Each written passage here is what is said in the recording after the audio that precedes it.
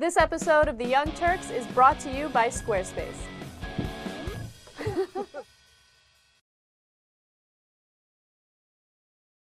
Now, at the same time, Stephen Hayes was being sentenced to death for the murder of a mother and two daughters in the horrific Connecticut home invasion trial, the U.S. State Department was getting an earful from the Human Rights Council in Geneva for our continued use of capital punishment.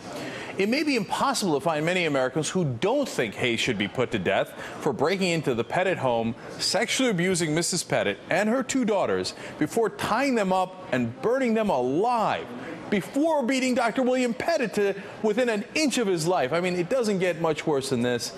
But is that just a visceral reaction to a brutal crime?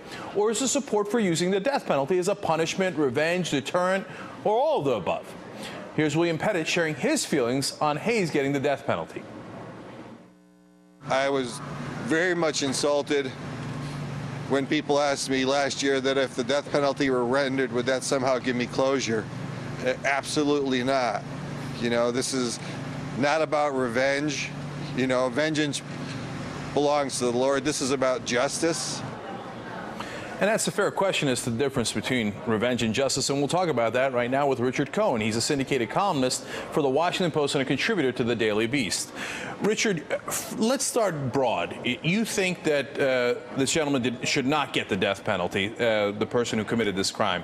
Why is that? Well, right off the top, I also wrote I'd like to take a baseball bat and beat the hell out of him. I mean, I feel like everybody does look at this crime, and I think the gentleman here has handled himself with great dignity when he talks about closure. There's no such thing as closure. Any kind of punishment, you won't get closure. The act has been done. His wife is gone. His children is gone. There's no such thing as closure in that case. But you have to look past that, and you have to say, what will be the benefit of the death penalty? I know it'll vitiate a lot of bad feeling, but there's well over 200 people have been exonerated on death row through DNA testing. These people were either a step or two away from going to their own deaths, and they were innocent. You have this happening all in the United States and all over the world. The death penalty is not a deterrent, so we know that too. It doesn't do any good. It doesn't make any contribution to society.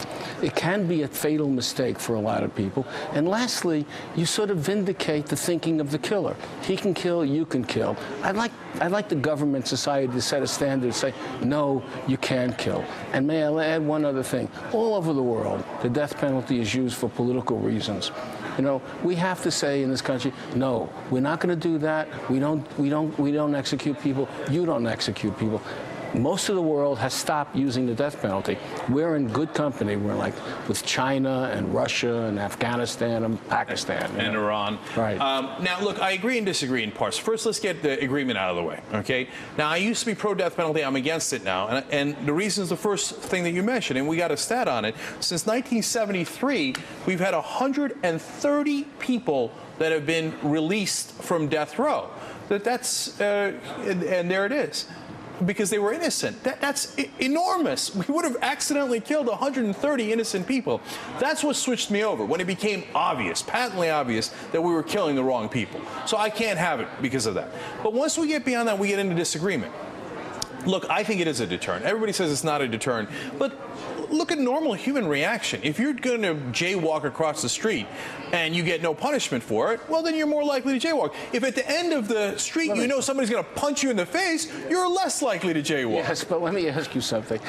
Can you think of a killer who would say, I will risk life in prison to kill, but not the death penalty? The reason is they don't think they're going to get caught. It's the same thing with the jaywalker. The jaywalker thinks he's not going to get caught. I disagree with that. I think that it's a spectrum, that it's not a black and white issue. There are some guys you'll never be able to deter. They're maniacs, and they're not thinking ahead. And there are some people you'll be easily able to deter. And so it's a matter of, hey, so, you know, if the punishment is harder, maybe we deter a couple of extra people or a hell of a lot more than that. So if you say to somebody, you will spend the rest of your life in jail, maybe in solitary, right? They'll risk that They'll risk that. That's not a deterrent. But Richard, it's a visceral reaction. Is our reaction to this crime is visceral and we can't stand it and we want to see the guy punished? The reaction of the possible criminal is also visceral. Oh my God, they're going to kill me, as opposed to we'll see. They'll put me in jail. Maybe I'll get out on parole. By definition, visceral reactions can't be deterred.